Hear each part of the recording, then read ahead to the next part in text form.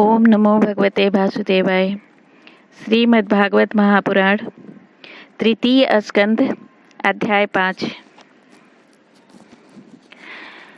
विदुर जी का प्रश्न और मैत्रेय जी का सृष्टि क्रम वर्णन।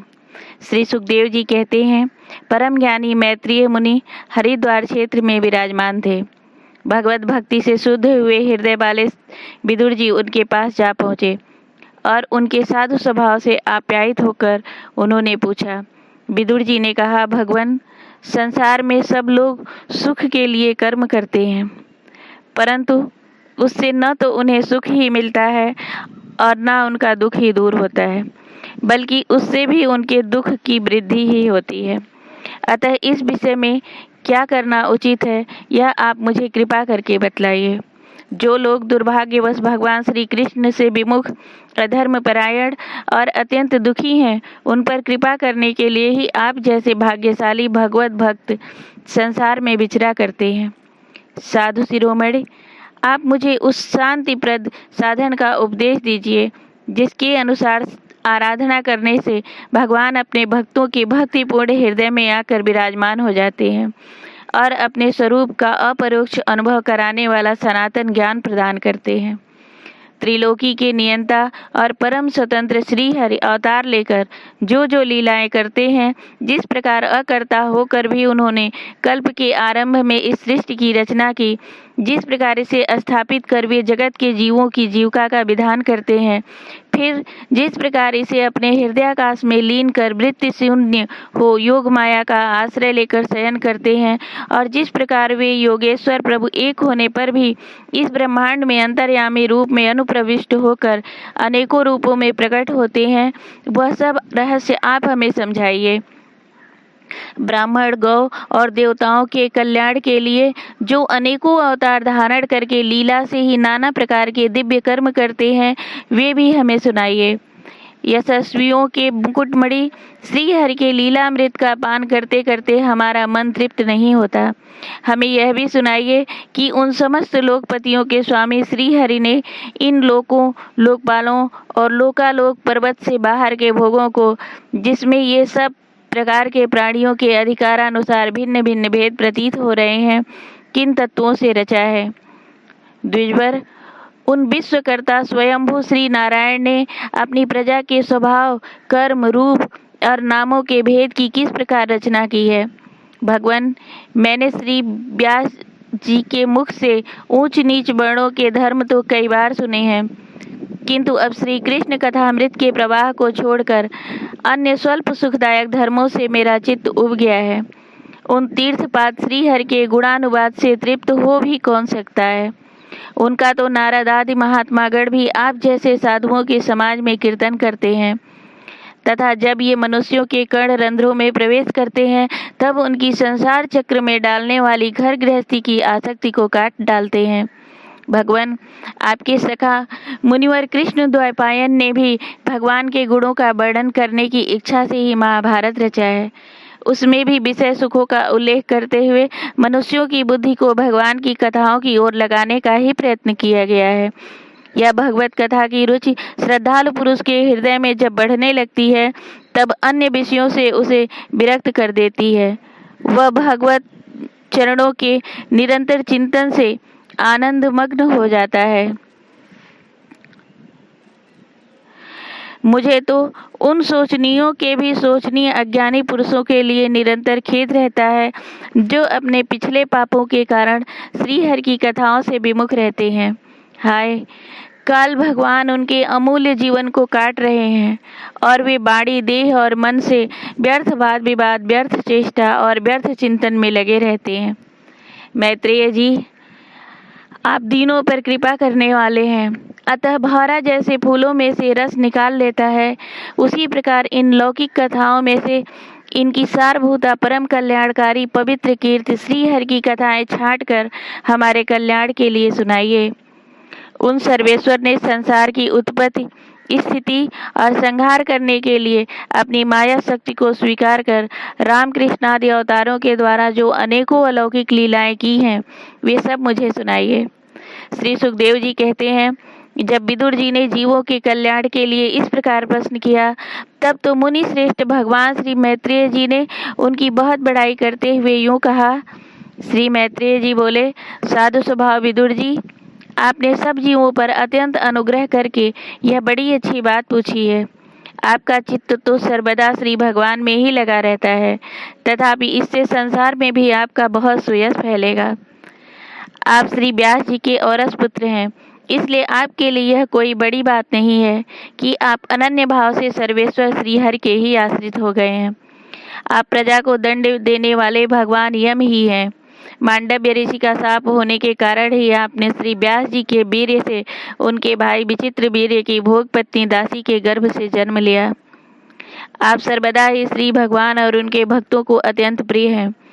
इसीलिए भगवान निज धाम पधारते समय मुझे आपको ज्ञानोपदेश करने की आज्ञा दे गए हैं।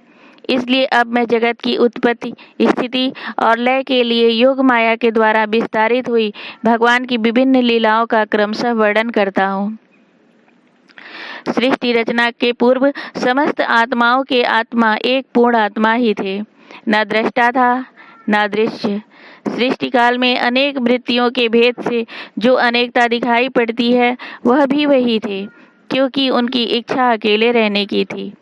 वे ही दृष्टा होकर देखने लगे, परंतु उन्हें दृश्य दिखाई नहीं पड़ा, क्योंकि उस समय वे ही अद्वितीय रूप से प्रकाशित हो रहे थे। ऐसी अवस्था में वे अपने को असत के समान समझने लगे। वस्तुतः वे असत नहीं थे, क्योंकि उनकी शक्तियां ही सोई थीं। उनके ज्ञान का लोप नहीं हुआ था। इस दृष्टा और दृश्य का अनुसंधान करने वाली शक्ति ही कार्य कारण रूपा माया है। महाभाग विदुर जी, इस भाव रूप अनिर्वचनीय माया के द्वारा ही भगवान ने इस विश्व का निर्माण किया है। काल शक्ति से जब यह त्रिगुणमयी माया क्षोभ को प्राप्त हुई, तब उन इंद्रियातीत चिन्मय परमात्मा ने अपने अंश पुरुष रूप से उसमें चिदाभास रूप बीज स्थापित किया। तब काल की प्रेरणा से उस अव्यक्त माया से महतत्व प्रकट हुआ। वह मिथ्या अज्ञान का नाशक होने के कारण विज्ञान स्वरूप अपने में सूक्ष्म रूप से स्थित प्रपंच की अभिव्यक्ति करने वाला था। फिर चिदाभास गुण और काल के अधीन उस महतत्व ने भगवान की दृष्टि पड़ने पर इस विश्व की रचना के लिए अपना रूपांतर किया। महतत्व के विकृत होने पर अहंकार की उत्पत्ति हुई, जो कार्य कारण और कर्ता रूप होने के कारण भूत, इंद्रिय और मन का कारण है। वह अहंकार वैकारिक, तेजस और तामस भेद से 3 प्रकार का है। अतः अहम तत्व के विकार होने पर वैकारिक अहंकार से मन और जिनसे विषयों का ज्ञान होता है, वे इंद्रियों के अधिष्ठाता देवता हुए। तेजस अहंकार से सूक्ष्म भूतों का कारण शब्द तन्मात्र हुआ और उससे दृष्टांत रूप से आत्मा का बोध कराने वाला आकाश उत्पन्न हुआ।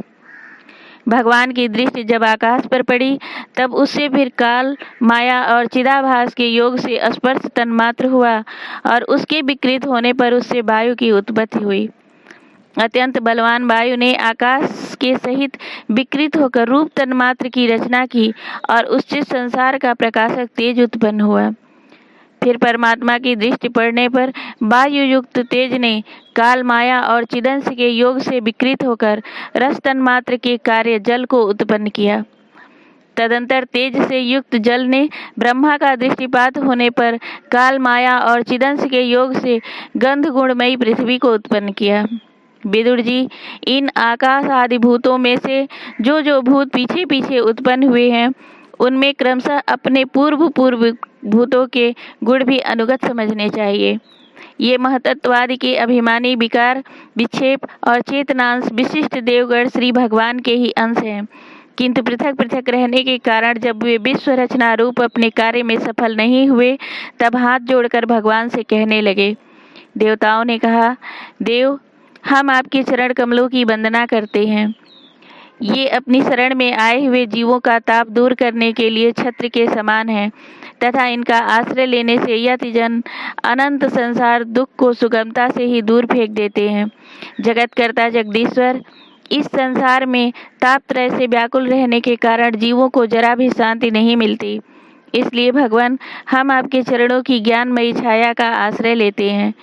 मुनिजन एकांत स्थान में रहकर आपके मुख कमल का आश्रय लेने वाले वेद मंत्र रूप पक्षियों के द्वारा जिनका अनुसंधान करते रहते हैं तथा जो संपूर्ण पापनाशिनी नदियों में श्रेष्ठ श्री गंगा जी के उद्गम स्थान है, आपके उन परम पावन पाद पद्मों का हम आश्रय लेते हैं। हम आपके चरण कमलों की उस चौकी का आश्रय ग्रहण करते हैं जिसे भक्त जन श्रद्धा और श्रवण कीर्तन आदि रूप भक्ति से परिमार्जित अंतःकरण में धारण करके वैराग्य पुष्ट ज्ञान के द्वारा परमधीर हो जाते हैं। आप संसार की उत्पत्ति, स्थिति और संहार के लिए ही अवतार लेते हैं। अतः हम सब आपके उन चरण कमलों की शरण लेते हैं जो अपना स्मरण करने वाले भक्त जनों को अभय कर देते हैं। जिन पुरुषों का देह, गेह तथा उनसे संबंध रखने वाले अन्य तुच्छ पदार्थों में अहंता, ममता का दृढ़ दुराग्रह है, उनके शरीर में रहने पर भी जो अत्यंत दूर है, उन्हीं आपके चरणाबिंदों को हम भजते हैं। परम यशस्वी परमेश्वर, इंद्रियों के विषयाभिमुख रहने के कारण जिनका मन सर्वदा बाहर ही भटका करता है, वे पामर लोग आपके विलासपूर्ण पाद विन्यास की शोभा के विशेषज्ञ भक्त जनों के दर्शन नहीं कर पाते। इसी से वे आपके चरणों से दूर रहते हैं। देव, आपके कथामृत का पान करने से उमड़ी हुई भक्ति के कारण जिनका अंतःकरण निर्मल हो गया है, वे लोग वैराग्य ही जिनका सार है, ऐसा आत्मज्ञान प्राप्त करके अनायास ही आपके वैकुंठ धाम को चले जाते हैं। दूसरे धीर पुरुष चित्त निरोध रूप समाधि के बल से आपकी बलवती माया को जीतकर आप में ही लीन तो हो जाते हैं, परंतु उन्हें श्रम बहुत होता है, किंतु आपकी सेवा के मार्ग में कुछ भी कष्ट नहीं है। आदिदेव, आपके सृष्ट रचना की इच्छा ने हमें त्रिगुण में रचा है। इसीलिए विभिन्न स्वभाव होने के कारण हम आपस में मिल नहीं पाते और इसी से आपकी क्रीड़ा के साधन रूप ब्रह्मांड की रचना करके उसे आपको समर्पण करने में असमर्थ हो रहे हैं। अतः जन्म रहित भगवान, जिससे हम ब्रह्मांड रचकर आपको सब प्रकार के भोग समय पर समर्पण कर सकें और जहाँ स्थित होकर हम भी अपनी योग्यता के अनुसार अन्न ग्रहण कर सकें तथा ये सब जीव भी सब प्रकार की विघ्न बाधाओं से दूर रहकर हम और आप दोनों को भोग समर्पण करते हुए अपना अन्न भक्षण कर सके, ऐसा कोई उपाय कीजिए। आप निर्विकार पुराण पुरुष ही अन्य कार्य वर्ग के सहित हम देवताओं के आदि कारण हैं। देव, पहले आप अजन्मा ने ही सत्वादि गुण और जन्म आदि कर्मों की कारण रूपा माया शक्ति से चिदाभास रूप वीर्य स्थापित किया था। परमात्मा देव, महातत्वादि रूप हम देवगण जिस कार्य के लिए उत्पन्न हुए हैं, उसके संबंध में हम क्या करें।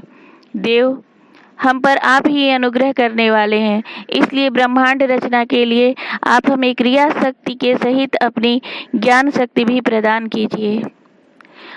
प्रेम से बोलो श्री भागवत भगवान की जय।